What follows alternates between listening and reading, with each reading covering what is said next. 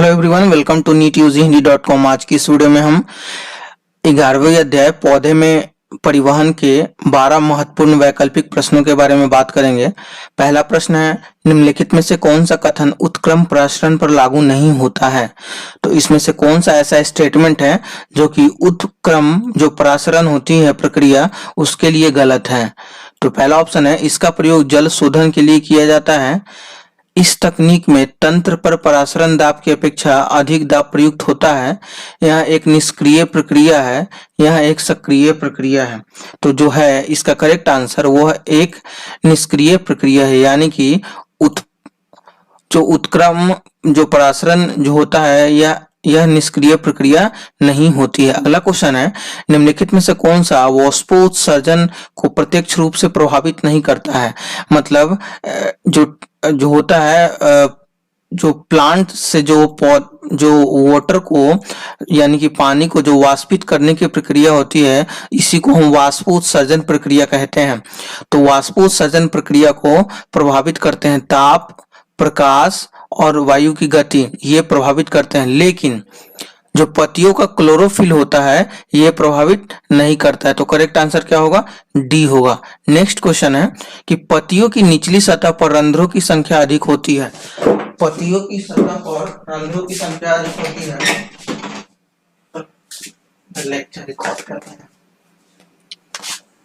पत्तियों की सतह पर रंध्रों की संख्या अधिक होती है। कहाँ पे अधिक होती है? पृष्ठीय धार पत्ती, समद्विपार्श्विक पत्ती, ए एंड बी दोनों, उपयुक्त में से कोई नहीं। तो जो इसका करेक्ट आंसर होगा वो होगा ए, यानी कि पृष्ठधार पत्ती। अगला क्वेश्चन है, शर्करा किस रूप में फ्लोएम द्वारा ले जाई जाती है? ग्लूकोज के फॉर्म में, फ्रुक्टोज के फॉर्म में, सुक्रोज के फॉर्म में और राइबोज के फॉर्म में। तो जो इसका करेक्ट आंसर है वो है सी, यानी कि सुक्रोज के फॉर्म में ये ली जाती है। अगला क्वेश्चन है, बिंदु स्राव की प्रक्रिया संपन्न होती है, यानी कि जो बिंदु स्राव की जो प्रक्रिया है वह कहाँ किस पार्ट में संपन्न होती है और उसके लिए क्या कंडीशन होनी चाहिए? ऑप्शन है, जब मूल दाब उच्च तथा वाष्पोत्सर्जन की दर कम हो, जब मूल दाब कम तथा वाष्पोत्सर्जन की दर उच्च हो, जब मूल दाब वाष्पोत्सर्जन की दर के बराबर हो, जब मूल दाब वाष्पोत्सर्जन की दर दोनों ही उच्च हो। तो जो इसका करेक्ट आंसर होगा वो है ए, यानी कि जब मूल दाब उच्च तथा वाष्पोत्सर्जन की दर कम हो तब ये प्रक्रिया होती है। अगला क्वेश्चन है, निम्नलिखित में से कौन सा एक उदाहरण अंतः शोषण का है? मतलब इंटरनल जो एब्जॉर्प्शन है उसका कौन सा एक एग्जाम्पल है? ऑप्शन है, मूल रोम द्वारा जल का उद्ग्रहण, रंध्र के द्वारा गैसों का आदान प्रदान, बीजों का फूलना जब उन्हें मृदा में रखा जाता है और रंध्रों का खुलना। तो जो इसका करेक्ट आंसर है वो है सी, यानी कि बीजों का फूलना जब उन्हें मृदा में रखा जाता है, ये एक प्रकार की अंतः शोषण का उदाहरण है। क्या है? अंतः शोषण का उदाहरण है। अगला क्वेश्चन है, क्वेश्चन नंबर 7, जब पादपों में जीर्णता से गुजरती है तब पोषक हो जाते हैं। जब पादप जो होते हैं जीर्णता से गुजरती हैं तो पोषक तत्वों में क्या हो जाते हैं? निर्यातित, प्रत्याहरित, स्थानांतरित और उपयुक्त में से कोई नहीं। तो जो इसका करेक्ट आंसर होगा वो होगा सी, यानी कि स्थानांतरित हो जाती है। अगला क्वेश्चन है, क्वेश्चन नंबर 8, शुद्ध जो जल होता है उसका जल विभव मानक ताप पर किसके बराबर होता है? मानक ताप पर किसके बराबर होगा? ऑप्शन है,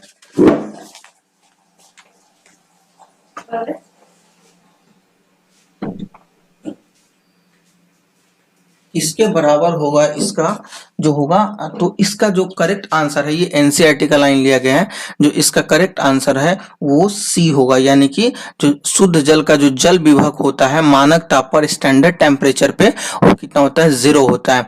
अगला क्वेश्चन है, क्वेश्चन जो है ये एनसीईआरटी का मतलब एनसीईआरटी के लाइन से लिया गया है, एनसीईआरटी के बुक से लिया गया है। सही विकल्प का चयन करना है, मतलब कौन सा इसके लिए करेक्ट आंसर होगा? कवक मूल्य, यानी कि कवक को तथा मूल तंत्र के मध्यम मध्य एक प्रकार का सहजीवी संबंध है जो सहायक होता है। या किसमें सहायक होता है? तो यह जल के अवशोषण में भी सहायक होता है और खनिज के पोषण में भी सहायक होता है। यानी कि ए और बी दोनों क्या होगा? इसका आंसर होगा। तो ए और बी किस में है? दो सी में है, तो सी इज करेक्ट आंसर। 9 का क्या होगा? सी होगा।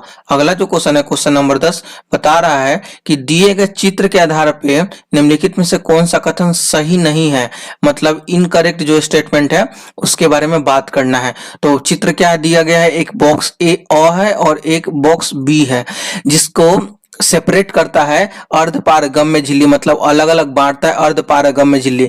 विलय के अणु और जल, मतलब विलय के अणु जो है इसमें ओ वाले में कम है और ब वाले में ज्यादा है।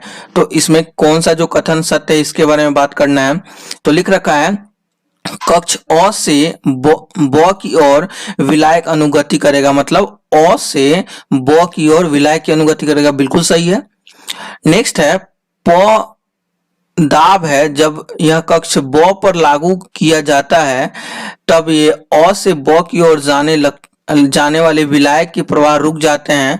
इस प्रकार हम परासरणीय विभव कहते हैं, बिल्कुल वाटर पोटेंशियल कहते हैं, विभव कहते हैं इसे, क्योंकि जब ये जाती है ये तो लेकिन ये जो आंसर है, जो ये स्टेटमेंट है ये गलत है इसके रिगार्डिंग, क्योंकि यह और सी भी सही है इसके रिगार्डिंग और डी भी सही है।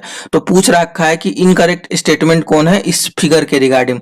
तो इस फिगर के रिगार्डिंग, जो इस चित्र के रिगार्डिंग जो है वो बी जो स्टेटमेंट है वो गलत है। ये आपको एनसीईआरटी का डायग्राम दे रखा है, एनसीईआरटी में ये डायग्राम दिया गया है, आप वहां से पढ़ सकते हैं। अगला है निम्नलिखित को मिलान कीजिए, मिलान करना है।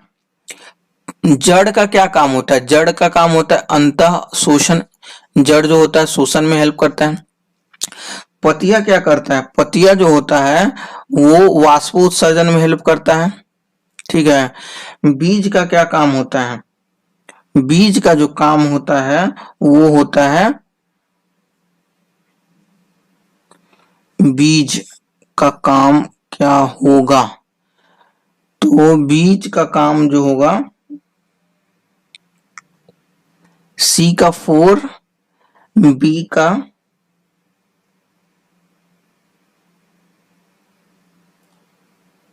एक सेकंड, ये जो ये ऑप्शन दिए गए ये ऑप्शन गलत है, आप एक बार मिलाएंगे, क्योंकि जो बीज जो जड़ों का काम होता है वो तो होता है अंतः शोषण का काम करना होता है इनका।